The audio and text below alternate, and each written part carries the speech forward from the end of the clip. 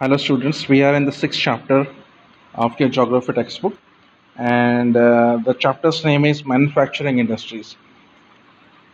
In order to keep the video length short, I have divided this chapter into two parts, and this is the first part of it. So, after watching this chapter, be sure to watch the second part also. Now, what is manufacturing? It is not just making an object, because making can be done on a smaller scale also. If something is done on a smaller scale, it's not called as manufacturing. Manufacturing is always on large scale.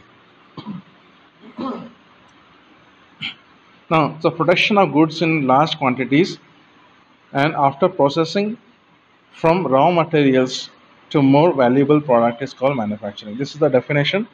It's a simple definition, and please learn it by heart, because this is often asked in examination. What is the meaning of manufacturing? And we have been hearing this word all through the past so many years, and we usually take it for granted.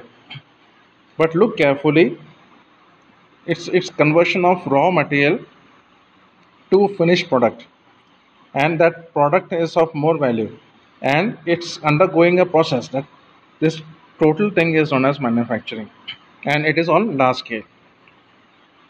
Raw materials undergo process and end product is produced. People employed in the secondary activities use the primary materials to produce finished goods.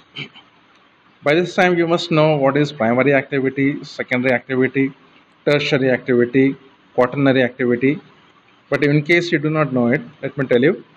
Primary activity is any activity that has got to do with the natural resources directly. For example, farming or mining or animal husbandry.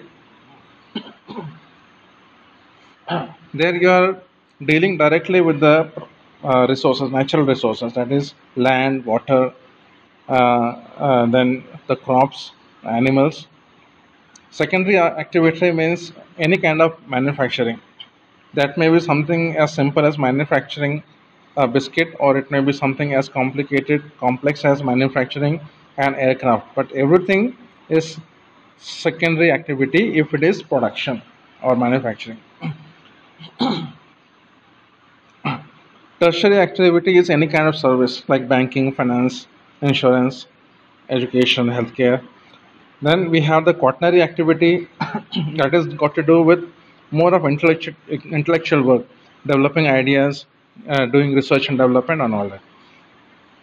So people employed in the secondary activities, that is in the manufacturing, they use the primary materials, that is the materials which is obtained directly from the natural resources, and they produce finished goods. The economic strength of a country is measured by the development of its manufacturing industries. So they are considered as the backbone of development.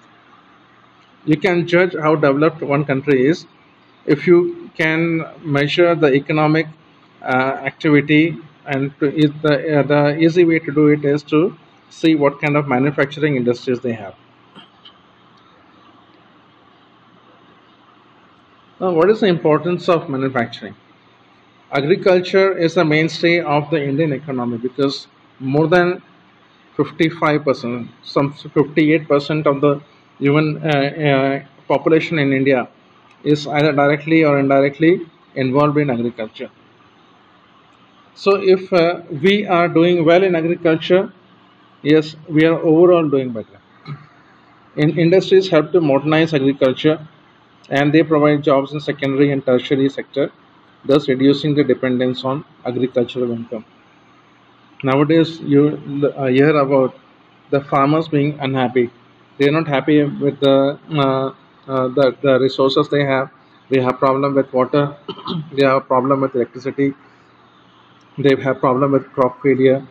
They have problem of the diseases of the crops. Then they have the problem of the minimum support price they get. They have the problem of depleting groundwater, and they have the problem of debt. They take loan from the bank and not able to repay because they don't have the income. Then a lot of uncertainties they have in their life. So many of the times they even commit suicide It's an unfortunate thing to happen. Now, if there are industries, this will reduce the dependence of people on agriculture. Now, industries and manufacturing, they also help eradicate poverty and unemployment. Unemployment and poverty have got a direct connection. So, if people get employed, their poverty to some extent gets reduced, and that is the role of manufacturing. The industries help that. This is the main philosophy behind the public sector industries and joint ventures in our country. Public sector industries, as you know, are the industries that is owned by the government and run by the government. Joint ventures are ventures between the government enterprises and the private enterprises. Industries bring down regional disparities when they are established in tribal and backward areas. If an industry comes up in a tribal area or a backward area, it is but natural that at least the manually laborious jobs will be given to the tribals, even though they are not qualified or educated. Still, they can get a chance to work in an industry, and there, if they can prove themselves, they can grow. Their condition can become better.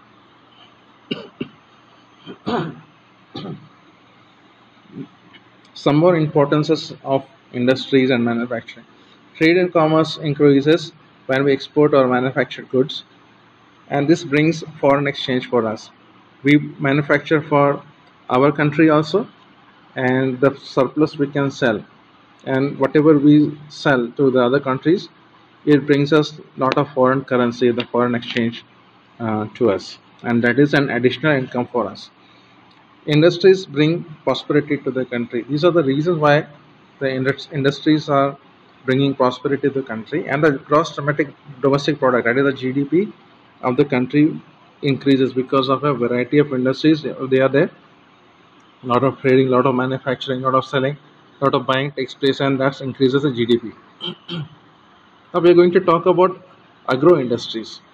Agro industry is any industry that is linked with agriculture. Even sugar industry is linked to agriculture because sugarcane is produced as a crop. Rubber industry, although initially it doesn't sound like it's linked to agriculture, but rubber which is obtained from the trees or rubber trees, if the industry is depending on that, that is also an agro industry. Then edible oil extraction industries, they also depend on the oil seeds, so that is also depending on agriculture. Cotton industries, cotton textile, again, initially it doesn't seem like it's an agro industry, but cotton is grown on black soil and it's a crop. So if cotton is not produced, then the cotton textile industry will not exist. That's why cotton industry, textile industry is also agro industry. Now, agriculture and industry often go hand in hand. Just like I told you, innovations in industry gives a boost to agriculture by increasing its productivity. Now, industries keep on coming up with new things, and they have new pumps, they have new fertilizers, they have new insecticides, they have new pesticides, they have new bore wells, they have new tools and machines, they have new tractors. You have seen the big tractor and a smaller version like a baby, and the third one is like, it's only with two wheels and there's a handle just like a motorbike. You walk with it. So these innovations were not there earlier. So these are the innovations which the industries keep on coming up with. That makes the work of the farmers that much better, that much simpler, that much more economic. And industries in turn depend on agriculture for raw material.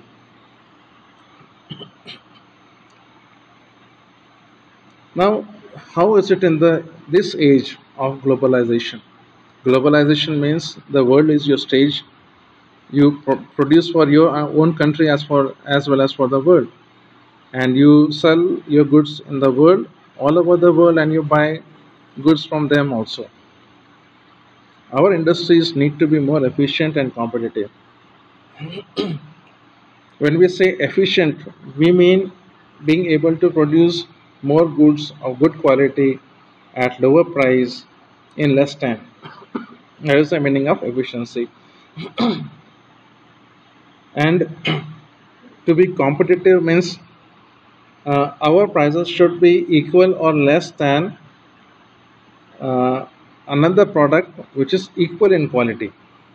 Our prices should be less or equal, or else if our prices are marginally higher, then our product should offer marginally higher value to the customer. That is the time he will buy, otherwise he won't buy. If these criteria are met, our products will succeed globally. If not, then we cannot sell them globally. When we manufacture for the international market, our quality has to be at par with those in the international market. Now, take an example of automobiles. We have this Maruti car in a country. Nowadays, they don't write Maruti anywhere on the car body.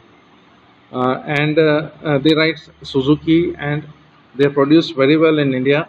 But you can buy the same models anywhere in the world, in all the developed countries.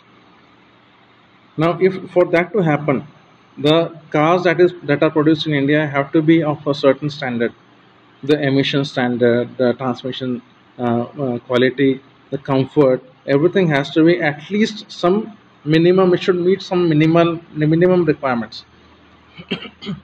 When that happens, our our cars become they offer some value to the buyer, and that is the reason the buyers abroad will purchase it.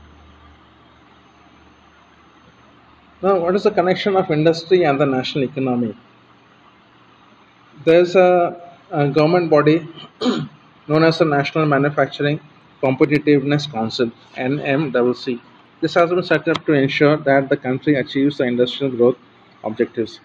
For every 5-year plan, there is an objective for the industrial growth, and that is monitored every financial year. It is monitored even every quarter. In every 3 months, a review is taken just to ensure that we are on the right track. That is the job of NMCC. The contribution of Indian industries to GDP is much lower in comparison to some East Asian economies. But still, if we compare, what is the contribution of Indian industries to our GDP? It is much less when you compare it to the countries around us. The overall industrial sector growth estimated is around 2.5% in the year 2019-20, as compared to 6.9% growth in 2018-19. This is the figure of 2019-20. Please bear this in mind. Your textbook has got much older figures.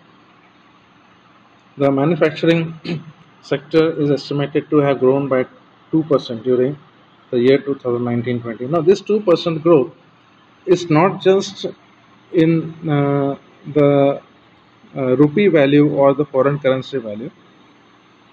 It is also in the number of pieces, or it's also in the terms of efficiency or innovation. So overall, it comes to some 2%.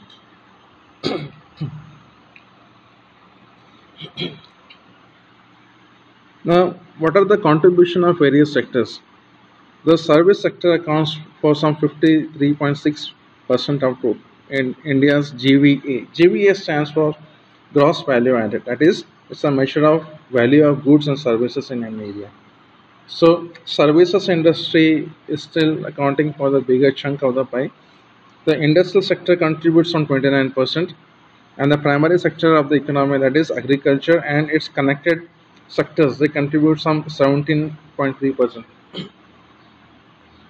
The Indian manufacturing sector contributes some 16-17% to GDP, and the industries, they employ some 12% of the country's workforce. This is 2014 figures.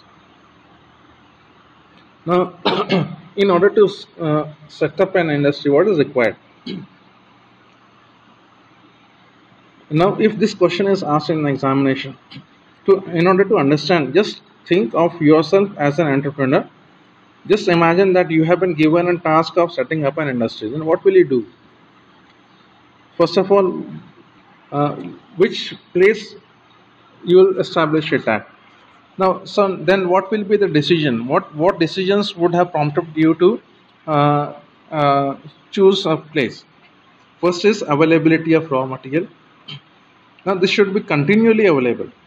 Not just It's not just a one-time matter. You require to run the industry smoothly all throughout the years, several years. You should have the availability of skilled or trained labor. You should have the availability of capital. That is the money. That is the money to run the show. And availability of power. This is electric power, electricity.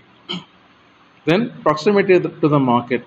It's no use manufacturing in one corner of the country and you have the market somewhere else. The transportation cost will be quite high then. So the industries must locate themselves where either all these factors are available or they can be arranged at lower cost.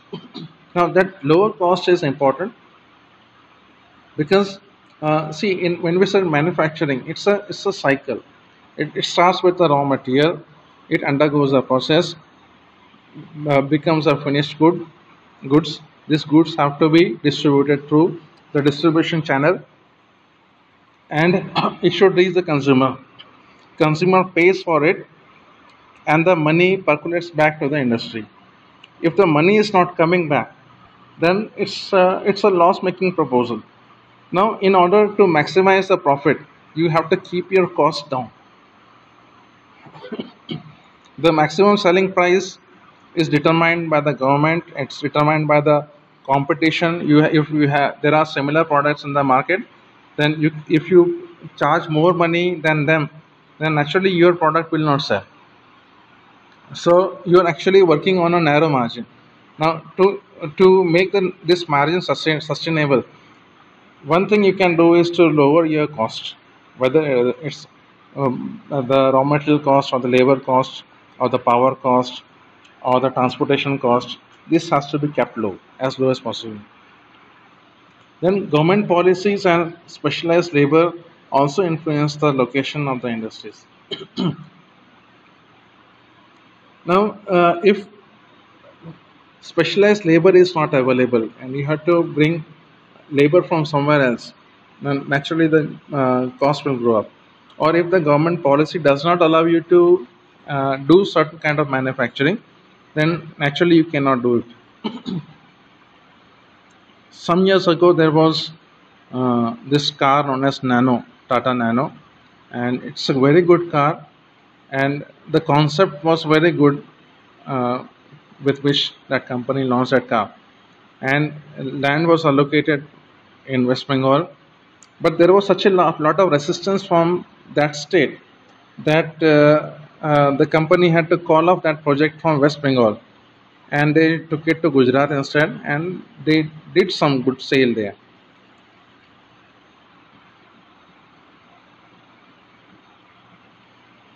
In short, these are the seven things that is required for locating the industries wherever they are located.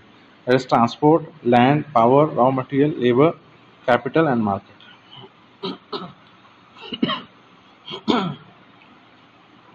Now, urban, when we say urban, we mean city. So, urbanization means development of cities. And what is industrialization? It is the development of industries. Now, industries development and the cities development, they go hand in hand. And wherever there is industrial development, the development of cities also take place. That is why we say urbanization follows industrial activity. Now, cities provide markets and also services. They provide services like banking, insurance, transport, labor, consultancy, etc. to the industry. And many industries tend to come together to take advantage offered by urban centers known as agglomeration economics. In our country nowadays, we have the concept of special economic zone, or industrial area, or industrial belt. They have all the facilities that is required by the industries. There is industries development board, and in each district, and they take care of all the requirement of the industries.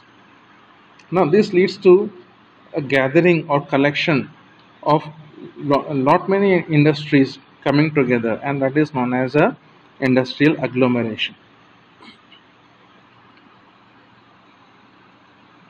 Now the industries can be classified on the basis of these five things. First is on the basis of source of raw material, on the basis of the main role of the industry, on the basis of how much capital has been invested in the industry, then on the basis of ownership, also on the basis of the bulk and weight of the raw materials and the finished goods both. That is raw materials also and finished goods also. Now on the basis of the source of raw material, they can be agro based or mineral based. In case they are based on the agricultural produce, they are agro based. For example, cotton, woolen, jute, silk, textile, rubber, sugar, tea, coffee, edible oil, etc. You have the mineral based industries such as iron and steel, cement, aluminium, machine tools, and petrochemicals, so on.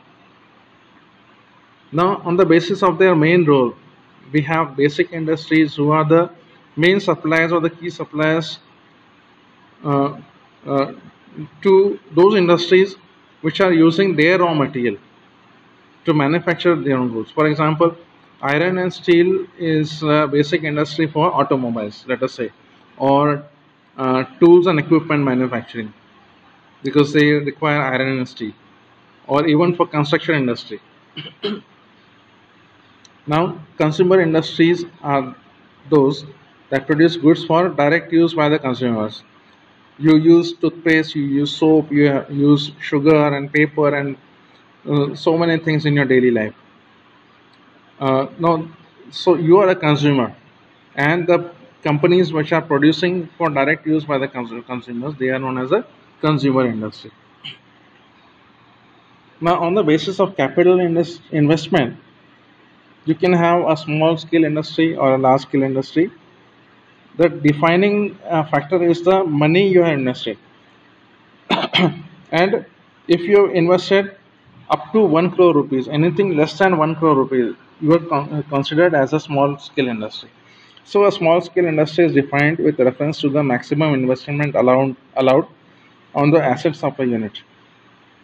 This limit has changed over a period of time, and at present this is 1 crore rupees.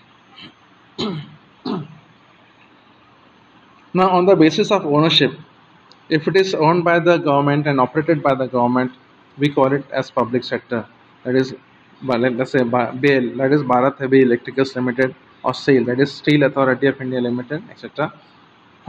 It can be private or sector which are owned and operated by individuals or groups of individuals. For example, Tisco is owned by Tata.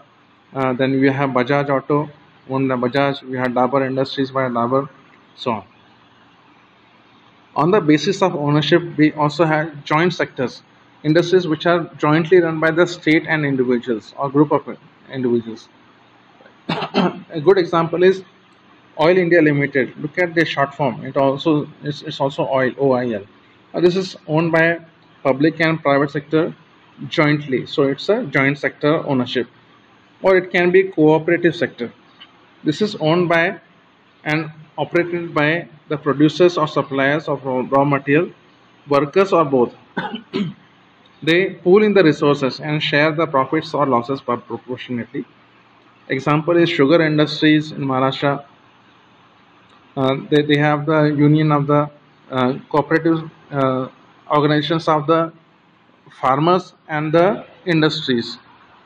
So it's operated by the producers and suppliers. So supplier is the farmer and producer is the sugar mill owner. So they run in cooperation, and such industries are known as cooperative sector industries. On the bulk and weight of goods, now here we're talking about both raw material as well as the finished product. If it is heavy, that is both the raw material is heavy and the finished product is also heavy. They are known as heavy industries. Now, industries such as iron and steel are heavy industries. Light industries are just the opposite. These are the raw industries which use light raw materials and produce light goods, such as electrical goods, electronic goods, so on. Now, when we come to textile industry, it contributes to 7% of the total industrial production in India, and it employs, as on date, 45 million people, and this is next to only agriculture. Bear in mind in your textbook, which is an old figure they have given, which is not 45, it's less. Now, the textile industry contributes to 15% of the foreign exchange earning. Whenever we manufacture surplus, we export, and that brings us foreign exchange. And it contributes to 2% of the GDP, and it is the only self-reliant industry in India. This is important for you to know. And it's complete in value chain, that is from raw material to very high quality value added product. Everything is produced within the industry itself. Now here's an example. You take a cotton ball which is produced in a agricultural field. This is the cotton ball, BOLL, not BALL, it's BOLL. It is the fruit of the cotton plant. Comes with seeds, of course, and the seeds have to be removed first. It's a big process, and this man is doing a process called as ginning. So he's removing the cotton seeds, separating the fibers from the seeds. The seeds can be used for producing cooking oil, and the residue is a good cattle feed. Then bales are made, then spinning is done, and then weaving is done. Now, this machine here is weaving a sari. It's a cotton sari.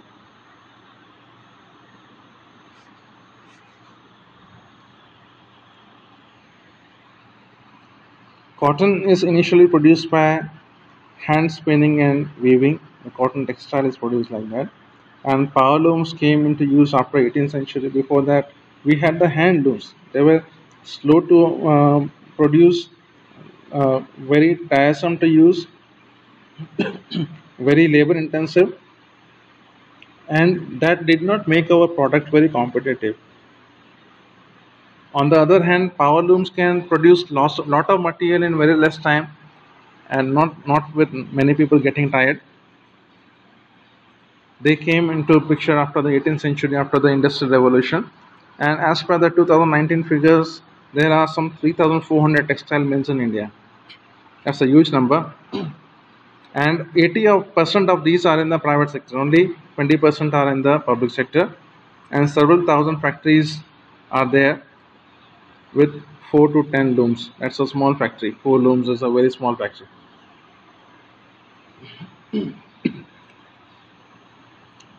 Now, initially, this was concentrated in the cotton growing belt of Maharashtra and Gujarat. You know, cotton grows on black soil, so this Maharashtra and Gujarat, that area of the Deccan Plateau is having black soil.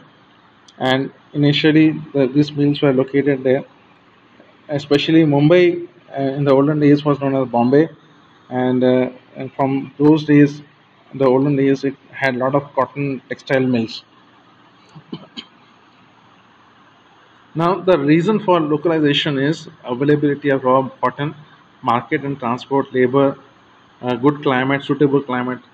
You know, when you locate an industry in Maharashtra and Goa, and sorry, in Maharashtra and Gujarat, you can also export from there easily because both are port cities.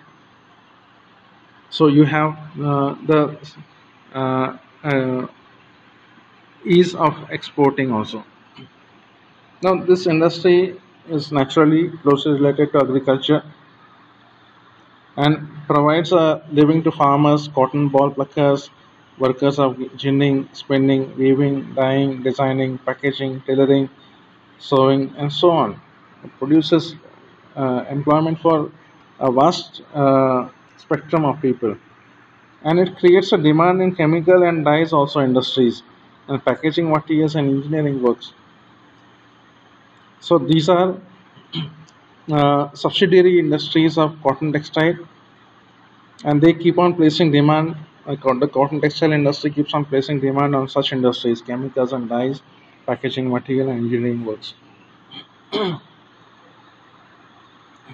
Now, spinning of cotton textile, the yarn is centralized to Maharashtra, Gujarat, and Tamil Nadu, but the weaving is not centralized, and it weaving provides scope for incorporating traditional skills and designs of various types of fabrics.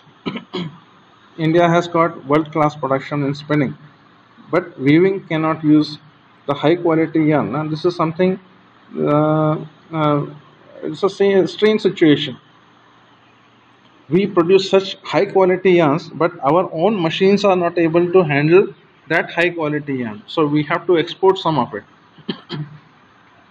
Weaving is done by handloom, powerloom, and the mills, and khadi provides employment to weavers in their home as cottage industry.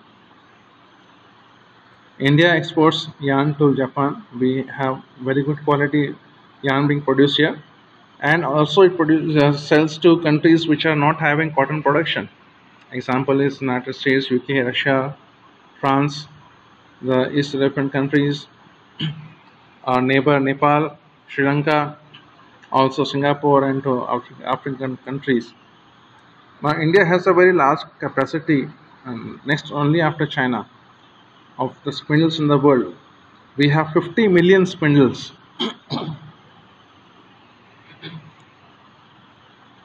and 25% share of the global trade of cotton is taken by India. Now, there's a mismatch between high quality yarn being produced in India and weaving, knitting, and processing unit, which cannot use them. So, our spinners export yarn, while apparel manufacturers have to import fabric. If that can be corrected, it will be beneficial to us. We still feel the need to import good quality, long staple cotton, even though we have a significant production of it, even though we export some of it, still we buy from outside. In India, we do have erratic power supply, and most of these cotton textile mills they have their own captive power plants. It adds to their cost, but they cannot depend on the electric supply from the public sector companies because it needs a good stable power supply. Our machineries need upgrading in the weaving and processing sector. We have good machines for spinning, but not for weaving. That is the reason we have to export our yarn. We have low output of labor. The cotton textile has a stiff competition from synthetic fiber industry. The synthetic fibers, have disadvantages. They can cause allergy. They burn very easily. They catch fire very easily, and when they catch fire, they stick to the flesh like burnt plastic, causes more damage. But at the same time, it's much cheaper. So even the poor people can afford synthetic fibers, and that creates a competition with the cotton fiber. Yes, another fiber known as the golden fiber. This is jute. See how it's grown. It requires a lot of water, and it grows well in place which is wet. So West Bengal, Assam, Bihar are good producers of jute. That's the jute plant on the right hand side. The stem is tied into bundles and put into water into the ponds for certain days, and that causes decomposition. And only the fibers remain which are pulled out. That process is known as retting. And after retting, the fibers are cleaned, they are dried, and you get this. And they are woven or made into ropes, made into carpets. Jute For jute, India is the largest producer of raw jute and jute products. We are next only to Bangladesh in exports. Bangladesh has got very good suitable soil and climate, wet conditions for producing of jute. That is the reason why they are leading. There are 94 jute mills as of last year in India, and most of them are located in a very narrow belt, just 98 kilometers long and only 3 kilometers wide on the banks of Hooghly River. The reason is because of the suitability of the climate, the soil, the wet water requirement for this plant.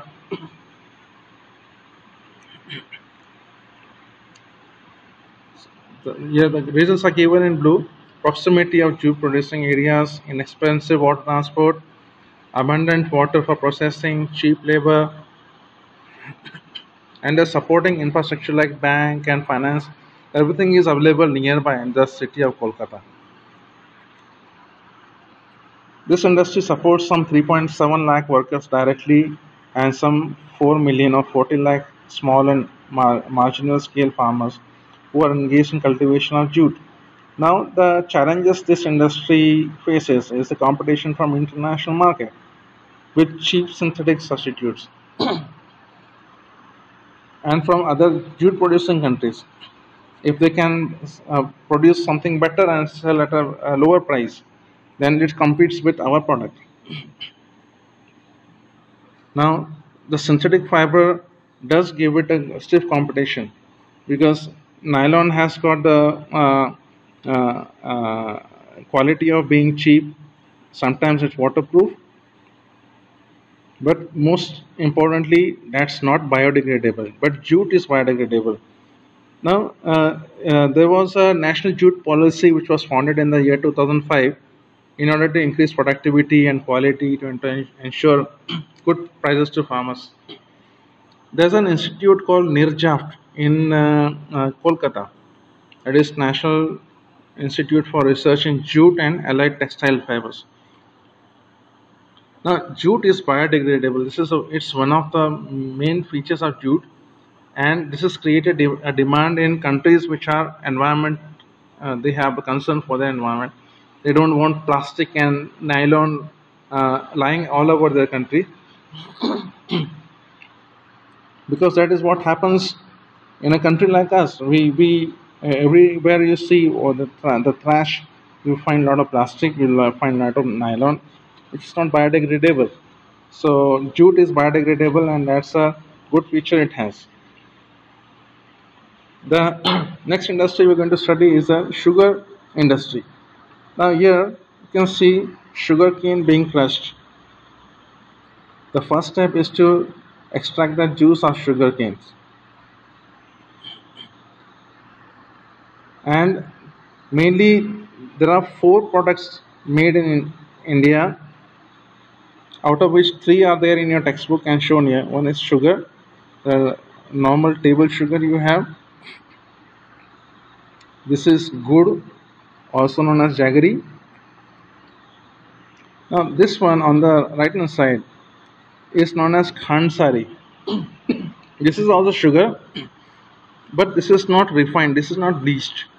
So that is the reason of the brownish color, and it's supposed to have more nutritional value than just the white sugar, and it sells in the market at a higher price. If white sugar is there at 40 rupees a kg, you have this Kansari selling at 50 rupees a kg. The 4th product, which is not mentioned in your textbook, is known as molasses. Now, sugar industry is the important industry for our country, and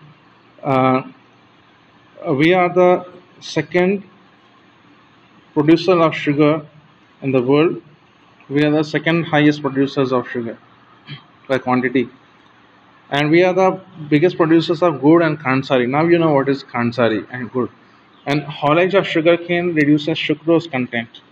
Sugarcanes are bulky, and sugar is also bulky. So this industry can be taken as a heavy industry or a bulky industry. It's also a cooperative industry, cooperative sector. For this reason, the mills are located in the sugarcane producing regions of Uttar Pradesh, Bihar, Maharashtra, Karnataka, Tamil Nadu, Andhra Pradesh, Gujarat, Punjab, Haryana, and Madhya Pradesh. Now, all the sugarcane mills, 60% of them are located in Uttar Pradesh and Bihar.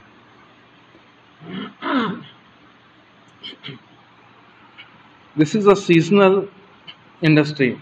The season directly coincides with the maturing of sugarcane. This is also one of the reasons why it is best suited to the cooperative sector.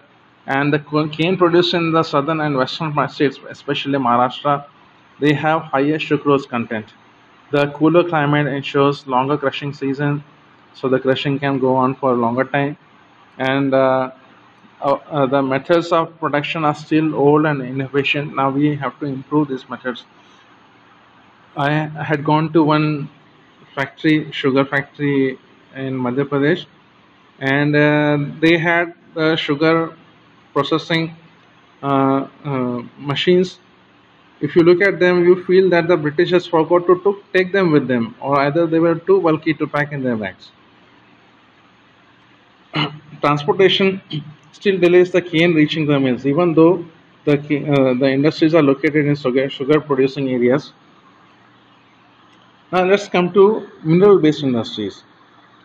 Now these are the industries which use minerals and metals as raw materials. Here they are making iron bars. Now let's look at iron and steel industry. This is considered as a basic industry since all other industries depend on them for their machinery and for their inputs. Steel is needed for manufacturing, engineering goods, construction material. You have the railway lines, you have defense, you have medical, you have telephones, scientific equipment, and a variety of consumer goods. Steel has got the property of being harder than iron, and there are grades of steel which do not rust. Now, this is a view from a steel foundry. You can see these big furnaces in which they melt the materials required for producing steel. They use graphite electrodes. The electrodes are taller than many of us. They are about 8 feet long, and it's a consumable. When electricity is passed, they produce very high temperature, and these furnaces from inside they are lined with bricks, refractory bricks. That is the reason, even though this from outside these are made up of metals, they do not melt at such high temperatures.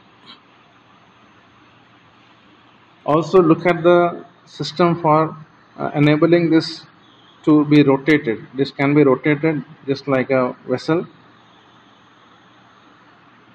They can be tilted. Here the finished products in the godowns.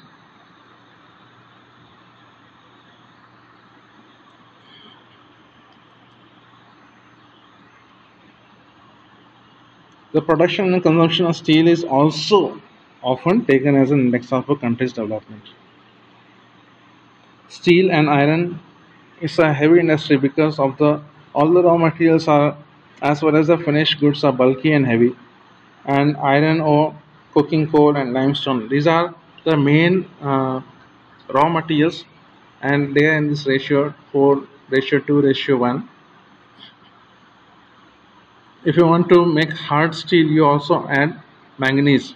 You add some 10 kilo of manganese to 1 ton of steel.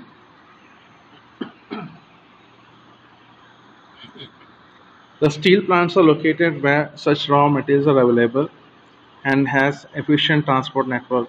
Often these steel industries have the railway lines reaching inside the factory. The crude steel production in 2019 was 111.2 million tons, and this makes India the third largest producer of steel in the world. And India is the largest producer of sponge iron. Sponge iron is also known as grey iron or pig iron. I'll talk to you about that soon. But India's own steel consumption is just 30% of the world average, which is much less when you compare to the world average. We are not consuming much steel for ourselves, even though the major consumption is there in railways. Now let's look at the process of manufacturing steel. First of all, you have the raw material You have to bring the raw material into the plant, and there's a furnace known as blast furnace in which iron ore is melted, limestone is flexed, and material which is added, slag is removed, and coke is burnt to heat the ore. Then it produces something known as a pig iron. Now this molten material is poured into molds, and these molds are called as pigs because of historic reasons. And the iron that is produced there is known as pig iron or grey iron. And pig iron is further purified by melting and oxidizing the impurities. And then metals which are required for hardening steel are added, such as manganese, nickel, chromium. Chromium gives it that white shine that you associate steel with. Finally, the shape is given, rolling into sheets or pressing or casting or forging into bars, and finally then they are sold out. This is a blast furnace. This is what it looks like from inside. We spoke about slag. So what happens is when you are putting the raw materials and at a very high temperature, see at temperature of 1530 degrees Celsius, iron will melt. But this furnace is at much higher temperature of 1800 degrees Celsius, and the top portion is colder than the bottom portion. So what happens is anything which is not iron will come out, and that dirt or the waste is known as slag, and that is often containing silica because ores also have a lot of silica, and that is known as siliceous slag. And when it cools down and solidifies, it looks like glass and also cuts your finger like glass does. Now the picture on the right hand side, this tall structure that you see, the white structure, is same as this blast furnace. So in an iron industry, the blast furnace has a major role. The other two, this pipe on the left hand side and the on the right hand side, these are stacks for removing smoke. Now these molds are known as pig molds. That molten iron is poured into this and allowed to cool. This is known as a pig mold, and you get this iron in the pig mold. This is known as pig iron or grey iron. Look at this. This is a red hot piece of steel, and look at its size. Compare it with the people standing next to it.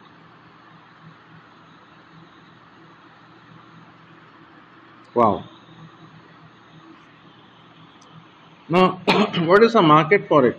Most of the public sector undertakings market their steel through an authority known as Steel Authority of India Limited or SAIL, and China is the largest producer and consumer of steel in the world.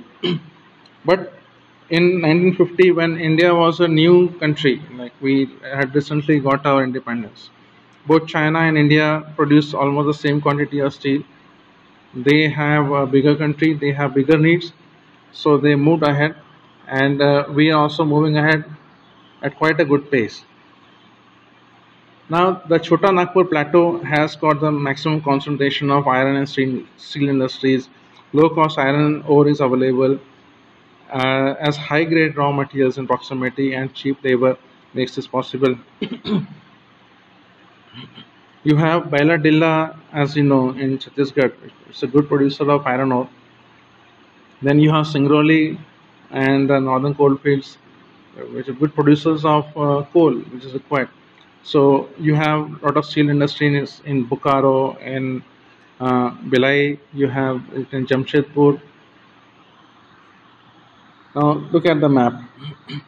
What I just said, now just correlate with that.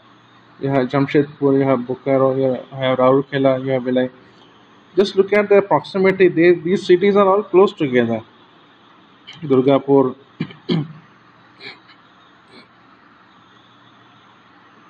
These are the main producers of steel in India. Now, what are the challenges to this industry? Now, high cost and limited availability of coking coal is a big challenge, and lower productivity of labor.